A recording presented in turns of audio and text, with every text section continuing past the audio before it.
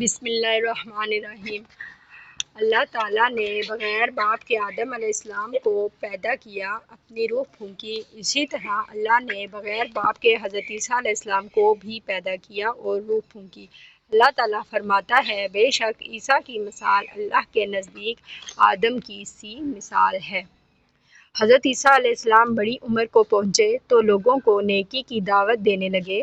آپ طاغوتی قوتوں کے خلاف تھے، پیار و محبت کا درس دیتے، بھوکوں کو کھانا کھلانے کی ترغیب دیتے، مصیبت زدہ لوگوں کے کام آتے، کمزوروں کا ساتھ دیتے، بیماروں کو شفا بخشتے، اندھوں کو بینائی عطا کرتے، وہ دیکھنے کے قابل ہو جاتا، کوڑ کا مرض اچھا کرتے، بیماروں کے قریب رہتے، اللہ کے حکم سے مردے کو زندہ کرنے، بیماروں کی عیادت کرتے۔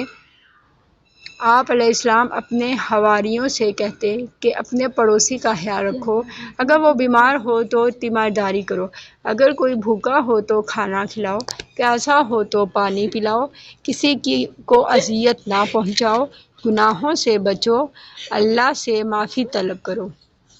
ایک مرتبہ آپ علیہ السلام کے پاس ایک شخص آیا اور کہا، مجھے کوئی ایسا طریقہ بتاؤ جس پر چل کر میں خدا تک پہنچ جاؤں۔ آپ علیہ السلام نے جواب دیا، کسی فاقہ زدہ انسان کے گھر جاؤ، اس کے کھانے کا بندوبست کرو، کسی مریض کے پاس جاؤ، اگر اس کے پاس کوئی نہ ہو اس کی تیمارداری کرو، اگر ہو سکے تو اس کا علاج بھی کرو۔ اگر تم ان باتوں پر عمل کرنے لگ جاؤ پھر تم خدا سے دور نہیں، تم اسے اپنے پاس موجود پاؤ گے۔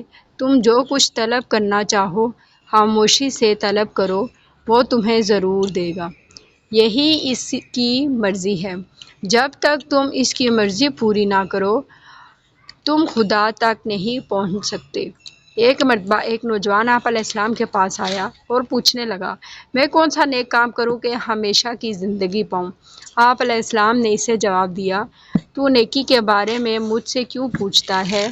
نیک تو صرف ایک ہی ہے، تو ان احکام کو مانو۔ نوجوان نے پوچھا، کون سے احکام؟ آپ علیہ السلام نے جواب دیا، خون نہ کر، برائی نہ کر، چوری نہ کر، جھوٹی گواہی نہ دے، ماں باپ کی عزت کر اور اپنے پڑوسی سے اپنے برابر محبت کر۔ اس نوجوان نے جواب دیا، ان سب باتوں پر تو میں عمل کرتا ہوں، پھر کیا رہ جاتا ہے؟ پھر آپ علیہ السلام نے فرمایا، اگر تو چاہتا ہے کہ تیری زندگی کامل بن جائے تو جا اپنے سب کچھ بیچ کر غریبوں کو دے دے، تو آسمان پر تجھے خزانہ ملے گا۔ آپ علیہ السلام کے مزاج میں نرمی تھی۔ آپ علیہ السلام اپنے دشمنوں کو بھی معاف کرتے اور ہدایت کرتے کہ اگر کوئی تمہارے ایک گال پر تھپڑ مارے تو دوسرا گال بھی پیش کر دو۔ اس بات سے معلوم ہوتا ہے کہ آپ علیہ السلام کے اندر عاجزی اور نرمی کوٹ کوٹ کر بھری تھی۔ آپ علیہ السلام جرم کرنے والے کو بھی معاف کر دیتے تھے۔ ایک مرتبہ آپ علیہ السلام کے سامنے ایک گناہ گار عورت کو لایا گیا۔ آپ علیہ السلام نے سزا تجویز کی کہ اس عورت کو سنسار کیا جائے۔ سنسار کا مطلب یہ کہ پتھر برسائے جائیں۔ چنانچہ اس حکم پر آپ علیہ السلام کے ساتھ ہر وقت رہنے والوں نے مارنے کے لیے اپنے اپنے ہاتھوں میں پتھر اٹھا لیے۔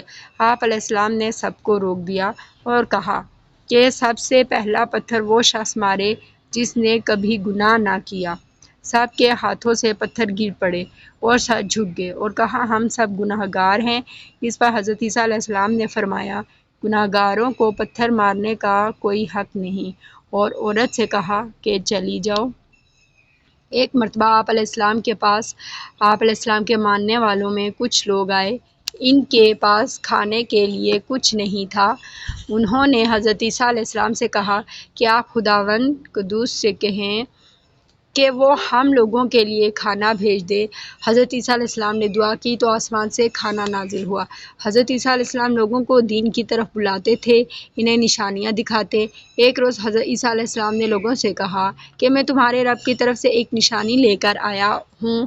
میں مٹی سے ایک پرندہ بناتا ہوں، اس میں روح پھونکتا ہوں، وہ خدا کے حکم سے ایک جاندار پرندہ ہو جاتا ہے۔ حضرت عیسیٰ علیہ السلام پر بہت تھوڑے لوگ ایمان لے آئے۔